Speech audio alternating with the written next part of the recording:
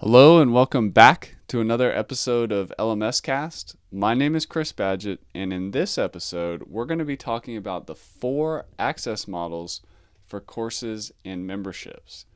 Now, what are we talking about here? Now, in the last episode, we talked about the top 10 pricing models that you can use to sell your online courses or your memberships, or stack some side by side to give people multiple options, or a pricing table, if you will, at checkout. But another important component besides pricing, things like a one-time payment, a flat recurring payment, or free with membership, or a $1 trial, these things are really important. But what also dovetails nicely into that are 4 access models that you can use to automate and add an access component to your pricing model. So the first one, we're going to talk about 4 of them, and the first one is called lifetime access. And I'm sure we've all come across this. We've seen this. When you discover a course that's for sale, if you invest in it, if you purchase it, or if you enroll in it for free, you're promised lifetime access to that course. Now, that's a good thing in some cases. It's not a good thing in other cases. So when is it good? It's good when the content is just of a passive nature, it's evergreen, there's probably not like a live component in there, and it's really just kind of reference material, and you can put it on your shelf, if metaphorically, and just come back to it over and over again as needed. So I like to say lifetime access might help you get the sale, but your platform still needs to scale. So what do I mean by that? I mean, I see a lot of people offering lifetime access to their courses and memberships when it's not really a good idea. It may help close the sale and create higher conversion because you're making the promise of you'll have lifetime access. But if you have things like live one-on-one coaching, email support, these types of things, it's not necessarily a good idea, because if your platform does become very successful, you might have a scalability problem where you can no longer, keep that promise for all that one-on-one direct high-touch interaction with you. It just may not be it just may not scale. So you might be making a promise that you can't keep. And we see this all the time in the software world. People ask us about LifterLMS. Hey, is this a one-time payment for lifetime access? And the answer is no, it's not. It's an annual license fee. And the reason for that is because software requires updates and support. So if I were to promise lifetime access to those things, that doesn't scale. The product needs to be able to fund future development, to pay people to provide support, and pay people to make updates to the software. So you need to think about sustainability very carefully before you promise lifetime access.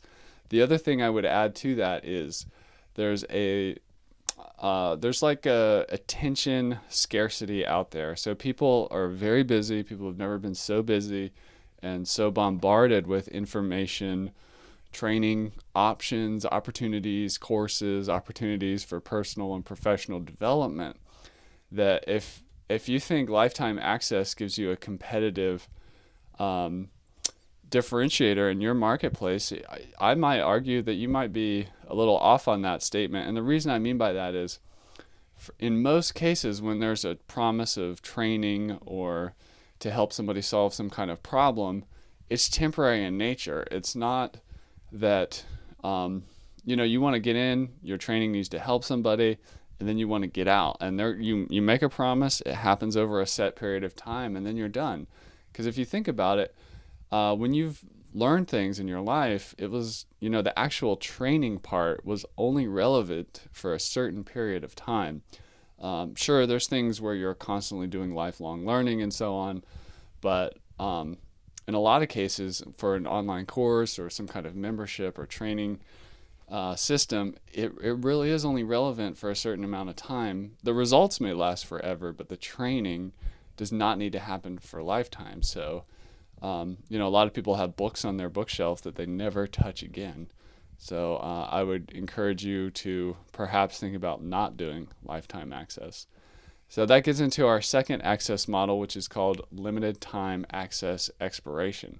Now there's two ways to do this. One way is to expire the access to the course after a certain amount of time from purchase or free enrollment. So a common option for this is like a 90 days access. So after you buy this course or this training program, you have access for 90 days. Or what's also common is like a year. So you have access to this for a year, but then when you're done, like with LifterLMS, it will, if you set it up this way, it will automatically remove that learner from that course after 1 year. It doesn't delete them off of the system. They still have a user account. They could buy another course and not have to, create an account again, but they are removed from that course. The other option is to expire based on a specific date.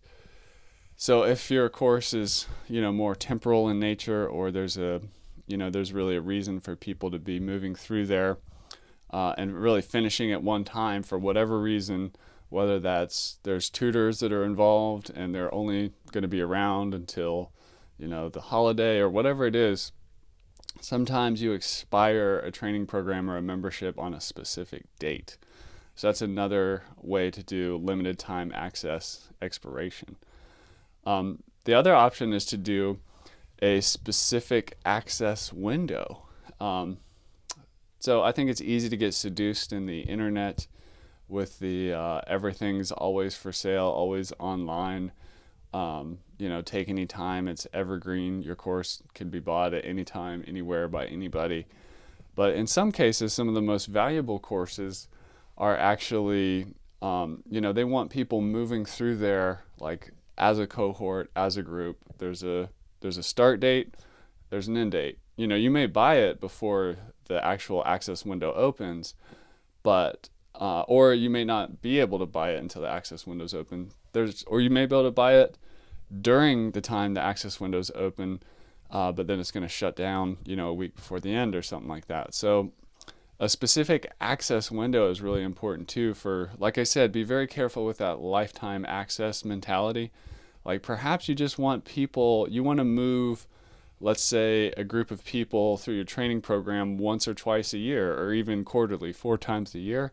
You start on the first of the month, it's a 30-day training program, it ends on the end of the month, and you only offer it once, twice, 4 times a year, even once a month. Maybe you're always rolling people through it, but they're going through it at the same time, starting at the beginning of the month and ending at the end of the month. So that's a specific access window. The next option is the specific launch or the ability to buy window. Now in a software like LifterLMS, this is where you can set up a time when people can only invest or get access to a course during a certain period of time. So this is often called a launch, like you have a launch window, cart open, cart close. People can only get the right to purchase or enroll for free if it's a free course during a specific enrollment access window. So that's really common if you're doing a launch. Just like you could combine this way of thinking with the the method we described before, where you have a specific access window accompanied by a specific launch window. So let's say you open up your course twice a year. One of them opens up on January 1st. So let's say you have a specific launch or ability to buy window 1 week before January 1st. So the last week in December, you may have an access window for the ability to purchase that course. Now then, on top of these access plans, you can layer on pricing. So let's say we're doing that pre-launch cart open, cart close 1 week before a course that's only going to last 30 days starting on the first of the year. And let's say we want to offer a one-time payment of $1,000 or 3 payments of $399, and then potentially we could add another payment plan option on there as well. So you can see how I'm combining access windows with pricing to really structure an intelligent pricing and access model for your online course, your membership. So if you want to find out more about this, you can head on over to the LifterLMS blog. Just do a quick search for the 4 access models for courses and memberships. You'll also see a post right before that about the 10 most popular pricing models that you can do with LifterLMS. So one of the amazing things about LifterLMS is that it allows you to do all this without needing a separate third-party e-commerce engine or membership site plugin to control access. It's all built for you and inside of this online course tool and membership site tool, so you can really create engaging online courses that are protected and they have the ability to be sold and accessed in the way you want, all from one solution without having to string together a bunch of third-party options to make it happen. All right, well, thank you for checking out this episode of LMScast, and we'll catch you in the next one.